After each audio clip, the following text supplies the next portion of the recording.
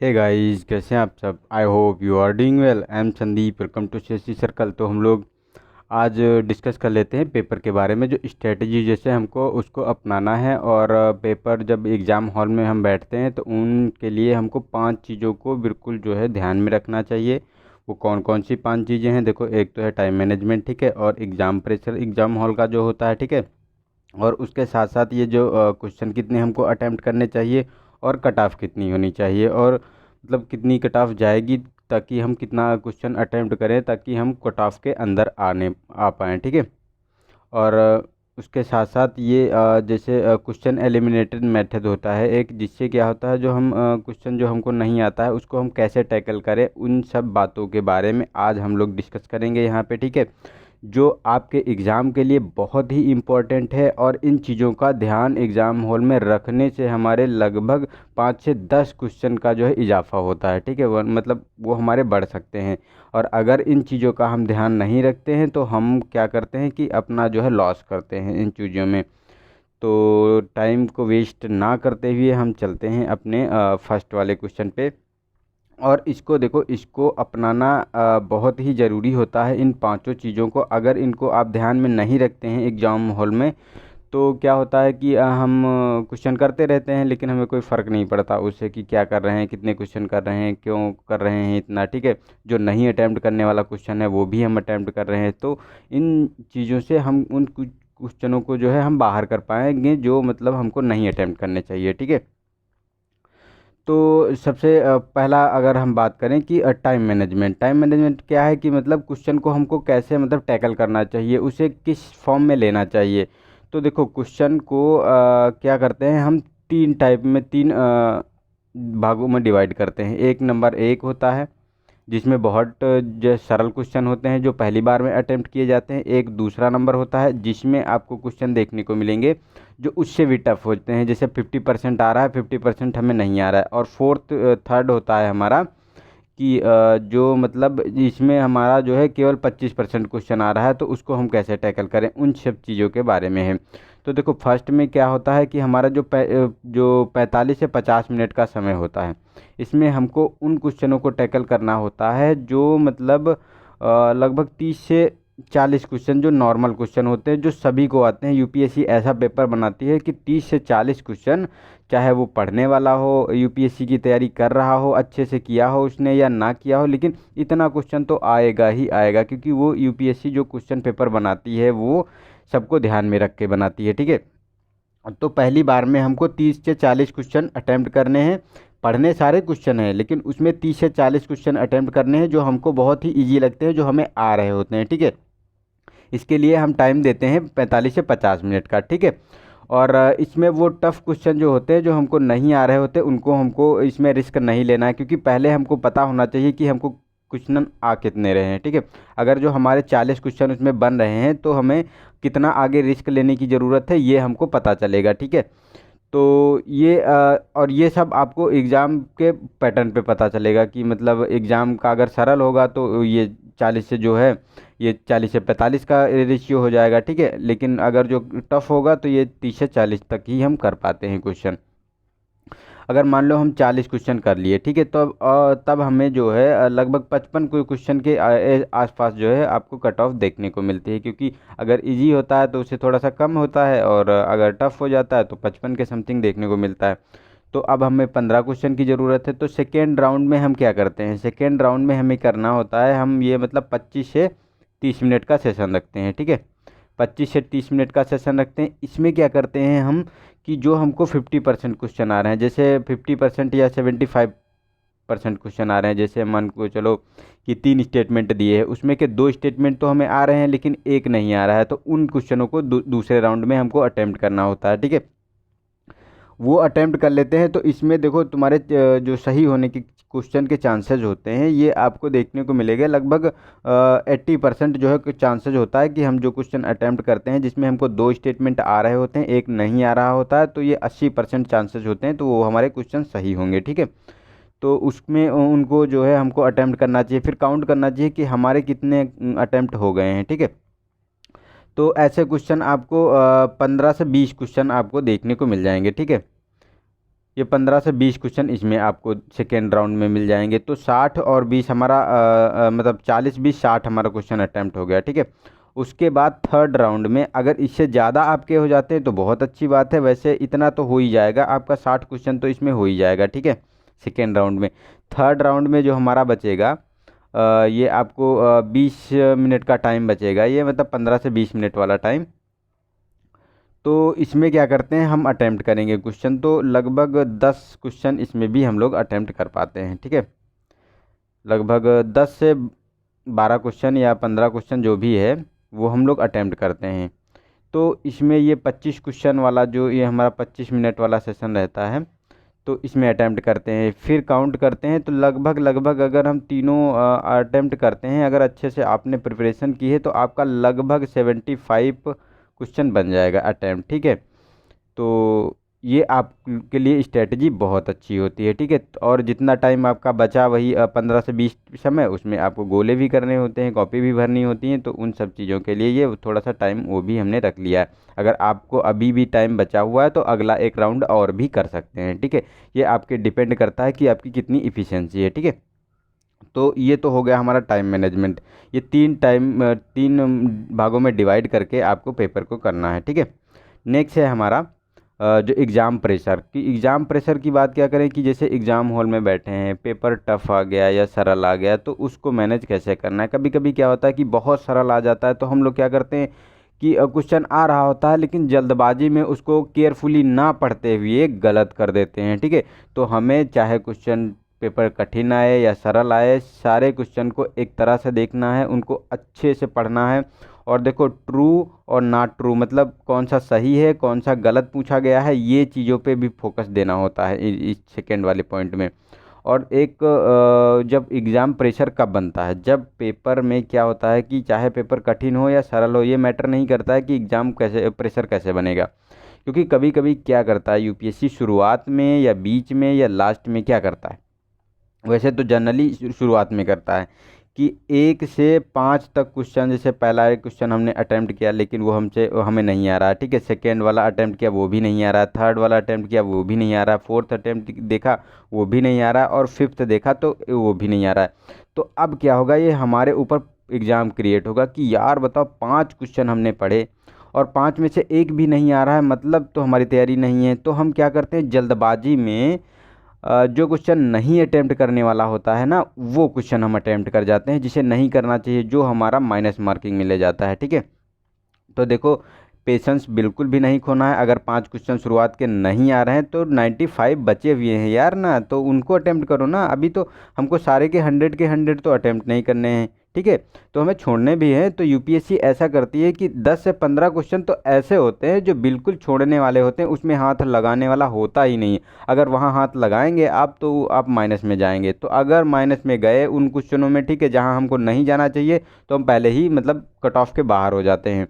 तो हमको इन चीज़ों को ध्यान रखना चाहिए। 5 क्वेश्चन नहीं हुए कोई नहीं यार, आगे बढ़ो, आगे देखो। तो आगे जब बढ़ोगे तो क्वेश्चन टैकल होने लगते हैं, कभी कभी तो बहुत सरल आ जाते हैं आगे हैं। तो चाहे बीच में हो, शुरुआत में हो या लास्ट में हो, पेशेंस नहीं खोना है। अगर जो क्वेश्चन अटेम्प्ट करने वाला नहीं है तो उसको नहीं करना है, आगे बढ़ जाना है, क्योंकि इसीलिए हमने पेपर को 3 भागों में डिवाइड कर दिया है, ठीक है। पहले आपको यही श्योर करना है कि हमको क्लियर कितना आ रहा है, फिर हमको क्लियर करना है कि मतलब जो सेकेंड राउंड में और थर्ड राउंड में, ठीक है, उस हिसाब से हमको जो है इसको अटेम्प्ट करना है, ठीक है। तो एग्ज़ाम का प्रेशर बिल्कुल नहीं रखना है। और हमको ये लगे कि एग्ज़ाम हॉल में जब बैठो तो लगे कि जैसे एसटी हम देते हैं, ठीक है, टेस्ट सीरीज लगाते हैं, उसी के फॉर्म में हम जो है पेपर कर रहे हैं। हमको ज़्यादा टेंशन लेने की ज़रूरत नहीं है कि यार नहीं ये हमारा लास्ट अटैम्प्ट है, या मतलब यार 2 अटैम्प्ट हो चुके हैं, तीसरा अटैम्प्ट है, चौथा अटैम्प्ट है, पांचवा अटैम्प्ट है, नहीं होगा तो क्या होगा। देखो प्रेशर नहीं लेना है। अगर इस तरह से परेशान होंगे तो आप जो क्वेश्चन सही करने वाला होगा वो भी हम गलत कर जाएंगे, ठीक है। तो इन चीज़ों को आपको विशेष ध्यान रखना है, ठीक है, एग्जाम हॉल में। अब आते हैं थर्ड नंबर पे हम। तो थर्ड है हमारा गुड क्वेश्चन अटैम्प्ट, कि हमको कितने क्वेश्चन अटैम्प्ट करने चाहिए। तो देखो यार जनरली कोई भी इंसान कितना भी आता हो, लेकिन यूपीएससी में आपको नॉर्मल जो इंसान होगा उसका 70% से ज़्यादा एक्यूरेसी नहीं होगा, और जो बहुत ज़्यादा जिसको आ रहा होगा तो 80%, ठीक है। कि अगर हमने 100 क्वेश्चन अटेम्प्ट किए हैं तो उसमें 80 सही होंगे या 70 सही होंगे, तो 30 गलत हो रहे हैं ना। तो इससे ज़्यादा एक्यूरेसी होता नहीं है किसी का, चाहे कितना भी कोई कहे, इससे ज़्यादा होता नहीं है। 80% बहुत हो गया एक्यूरेसी। तो क्या करते हैं, कुछ लोग कहेंगे कि नहीं, हमारा जो 55 क्वेश्चन हम अटेम्प्ट करेंगे या 60 क्वेश्चन अटेम्प्ट करेंगे और 60 हमने किए हैं, ये 60 के 60 सही हैं। यार 60 क्वेश्चन अगर सही होने लगे ना यूपीएससी में, तो यूपीएससी चूतिया नहीं है कि वो तुमको मतलब बना के दे रहा है, ठीक है। वो कभी ऐसा क्वेश्चन नहीं देगा जो आपको डायरेक्टली आ रहा होगा, इनडायरेक्टली ही आपको क्वेश्चन देखने को ज़्यादा से ज़्यादा मिलते हैं वहाँ पे, क्योंकि उसका काम ही यही होता है कि आप कितना रिस्क ले सकते हैं, ठीक है। तो क्वेश्चन पेपर में रिस्क लेना पड़ेगा आपको, तभी आपका क्वालिफाई होगा, प्री वरना प्री नहीं क्वालिफाई होगा आपका, ठीक है। तो इतने क्वेश्चन अगर मान लिया अटेम्प्ट किए, ठीक है, अगर मान लिया बहुत अच्छे स्टूडेंट हैं आप, अगर आपका जो 80% एक्यूरेसी है कि मतलब 100 में अटेम्प्ट करते हैं, तो यार जब अटेम्प्ट करोगे 60 क्वेश्चन, तो 50 में आपका 10 क्वेश्चन गलत हो जाएगा, 60 में 12 क्वेश्चन मान के चलो, 12 क्वेश्चन आपका गलत हो गया। अब इसमें से 12 निकालोगे 60 से, तो 12 निकाल दोगे तब 48 बचा आपका, ठीक है। और उसके बाद माइनस जाएगा आपका 4 का 3, ठीक है। 4 क्वेश्चन, 4 तियाँ 12 होता है ना, तो 4 क्वेश्चन माइनस हो गया, तो आपका 44 क्वेश्चन बचा। तो क्या यार 44 क्वेश्चन में आपका कभी क्लियर हो सकता है? कभी नहीं हो सकता यार, इतने में कहाँ से हो जाएगा। तो आपको गुड अटेम्प्ट की अगर हमारे हिसाब से बात करो तो 75 तो होने ही चाहिए, ठीक है। अगर 75 में आपकी 80% एक्यूरेसी है, तो लगभग वही क्वेश्चन गलत हो जाएंगे आपके, मान के चलो 15 क्वेश्चन मान के चलो, ठीक है, गलत हो गए। तो 15 का 5 तिया 15, 20 ही क्वेश्चन जाएगा, ठीक है। मतलब 20 क्वेश्चन जाएगा, 55 क्वेश्चन आपका बच जाएगा इसमें, समझ रहे हैं। 15 क्वेश्चन गलत हुआ आपका, ठीक है। और आपने अटेम्प्ट कितना किया, 72, 75, 75 में 15 अगर आपने गलत कर दिया, तो आपका माइनस निकाल के 5 तिया 15, मतलब 5 माइनस में चला जाएगा, ठीक है। 20 क्वेश्चन, तो 75 से 20 घटाओगे, 55 क्वेश्चन आपका क्लियर बच रहा है, आप कट ऑफ के अंदर हैं, ठीक है। तो ये स्ट्रेटजी अपनानी चाहिए। वैसे तो मैं कहूँगा अगर जो आपको अच्छे से आ रहा है, आपकी एक्यूरेसी 80% है, तो आपको 75 क्वेश्चन अटैम्प्ट करने चाहिए, वरना तो मैं तो कहूँगा 80 से तो कम होना नहीं चाहिए, ठीक है, अटैम्प्ट, गुड अटैम्प्ट। क्योंकि रिस्क जब तक नहीं लोगे तब तक जो है आपका यूपीएससी क्लियर नहीं होगा प्री, ठीक है। इसीलिए लोगों का प्री क्लियर नहीं होता है, वो लोग रिस्क लेना नहीं चाहते हैं। और यूपीएससी का चाहे प्री का हो पेपर, चाहे मेंस का हो, ठीक है, सब में रिस्क लेना पड़ेगा आपको। आप रिस्क नहीं लेंगे तो आप उसमें बाहर हो जाएंगे, क्योंकि जो ये जॉब होती है ना, मतलब जो यूपीएससी की जॉब होती है, कोई भी जॉब हो, वहाँ पे आपको हेड बनाया जाता है, किसी डिस्ट्रिक्ट का आपको हेड बनाया जा रहा है यार, तो वहाँ से बहुत से चैलेंजेस होते हैं। तो आपको क्या होता है, इंस्टेंट इंस्टेंट आपको जो है डिसीजन लेने होते हैं। तो ये भी मतलब ये पेपर में भी यही पैटर्न इनका फॉलो होता है, ठीक है। तो इसको ध्यान में रखना है, और गुड अटेम्प्ट इतना होना चाहिए। नेक्स्ट बात करते हैं हम कट ऑफ की, कि कट ऑफ कितना जाएगा। तो यार कट ऑफ देखो डिपेंड करता है कि पेपर कैसा आया। अगर टफ़ पेपर आया तो कट ऑफ ज़्यादा मतलब कम जाएगी, और अगर थोड़ा सा इजी पेपर आ गया या मॉडरेट लेवल का आ गया तो कट ऑफ कम जाएगी। देखो पिछली साल से देखो, पिछले साल और उससे पिछले साल देखो 50 के आसपास रहती है कट ऑफ, ठीक है। ये पिछले साल वाली तो 49 ही थी, 98 नंबर गई थी, ठीक है। तो ये क्वेश्चन का लेवल टफ था तो इतनी कट ऑफ गई थी। अगर जो यही सरल आ जाता है, थोड़ा सा मतलब इजी आ जाता है, तो आपका यही 55 पहुंच जाता है, ठीक है। मतलब 110 से 15 के बीच कट ऑफ पहुंच जाता है।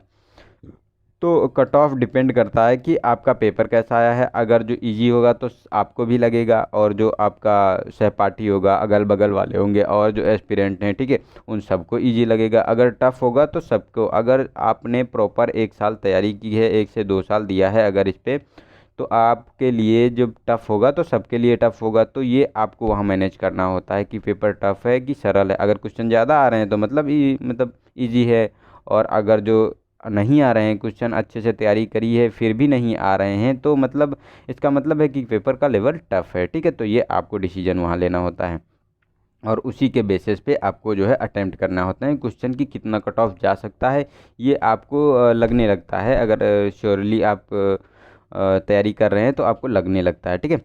तो कट ऑफ तो वैसे तो वही देखो 2 साल से तो यही जा रहा है, 50 के एबव जा रहा है, लेकिन अगर सरल होगा तो 55 के एबव जाएगा, वही 55 ± 2, ठीक है। तो यही पैटर्न इन लोगों का रहता है, ठीक है।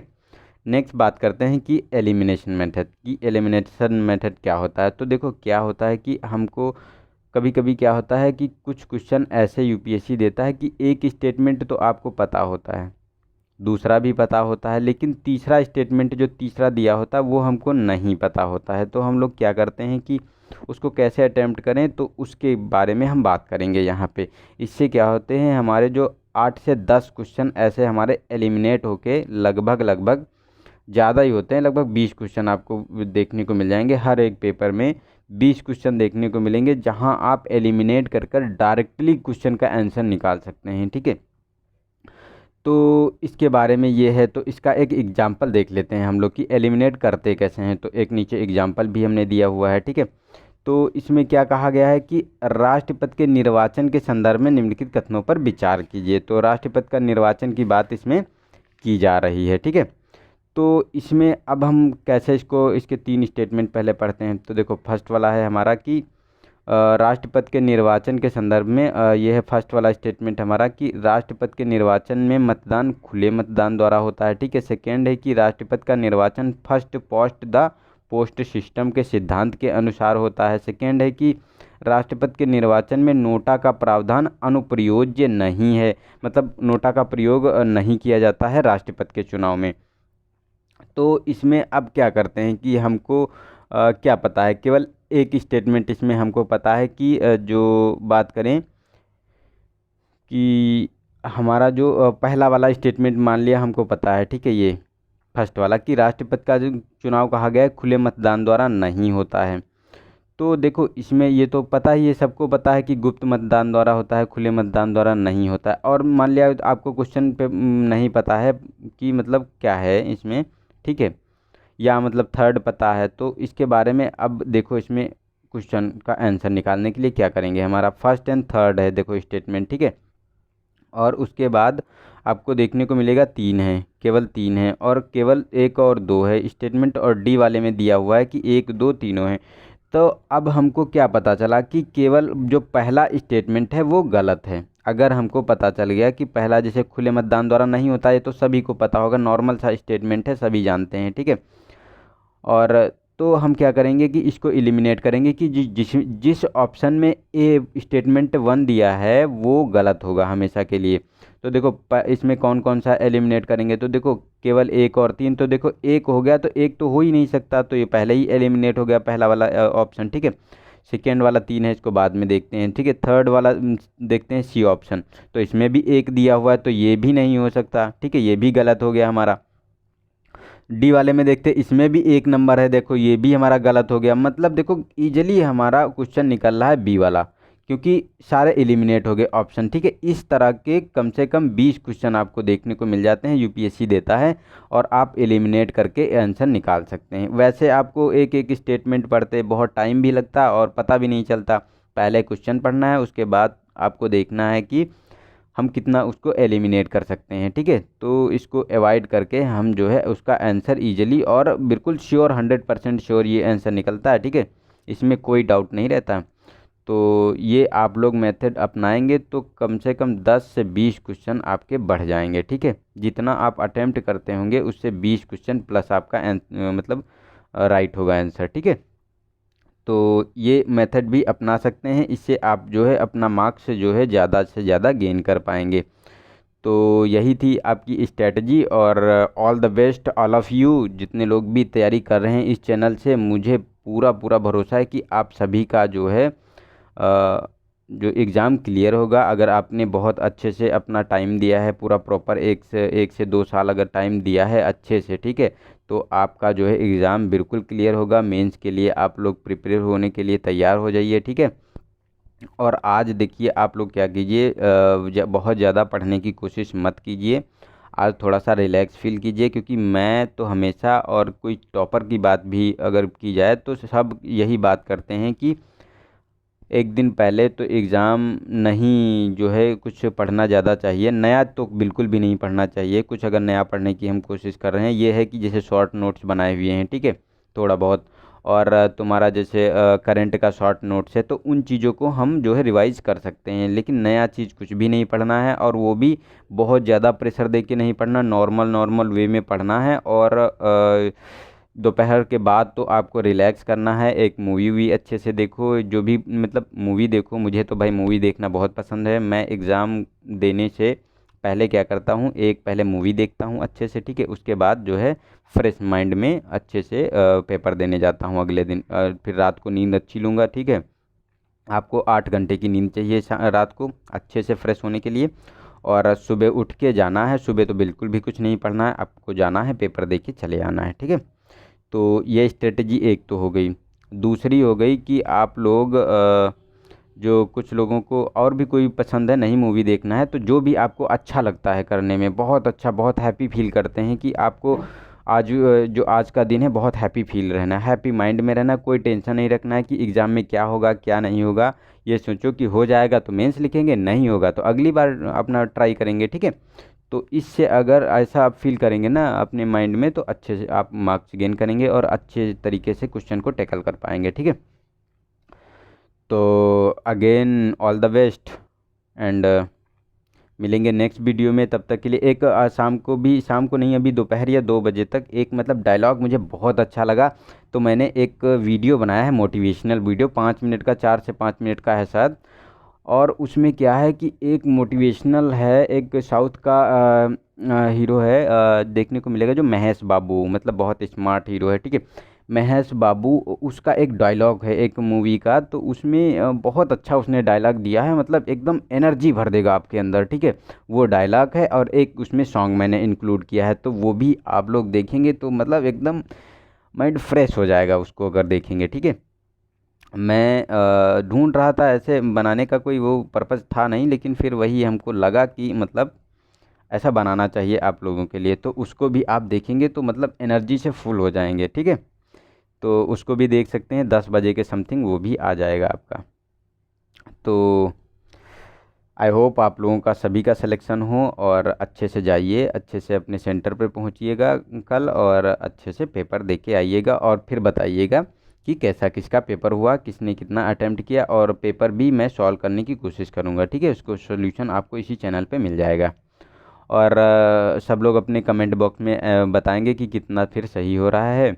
और उसके साथ साथ फिर आप लोगों से ये सजेशन ये देना है कि आगे की क्या मतलब स्ट्रेटजी होनी चाहिए हमें, क्या तैयारी शुरू करनी चाहिए। आप लोग बताइए कि मेंस की टेस्ट सीरीज चाहते हैं विजन की हिंदी में, या कुछ और चाहते हैं, जैसे कोई सब्जेक्ट पढ़ाएं, या फिर कुछ, जो भी आप लोग हैं वो भी कमेंट बॉक्स में बता सकते हैं। पहले आप लोग पेपर दे के आइए, उसके बाद बताइए कि आप लोगों को क्या करना है। और 3 से 4 दिन का तो आप लोगों को गैप लेना चाहिए अच्छे से, ठीक है, एंजॉय करना चाहिए। उसके बाद मेंस के लिए लग जाना चाहिए, क्योंकि मेंस के लिए भी कोई टाइम बचा नहीं है ज़्यादा, ठीक है, क्योंकि इस बार का जो हमारा पेपर डिले हो गया था इसीलिए, ठीक है। तो आज के लिए इतना ही, मिलते हैं नेक्स्ट वीडियो में। अगेन आपको जो है आप सभी को ऑल द बेस्ट, ठीक है। तो मिलते हैं नेक्स्ट वीडियो में आप लोगों से, तब तक के लिए नमस्कार, जय हिंद, जय भारत।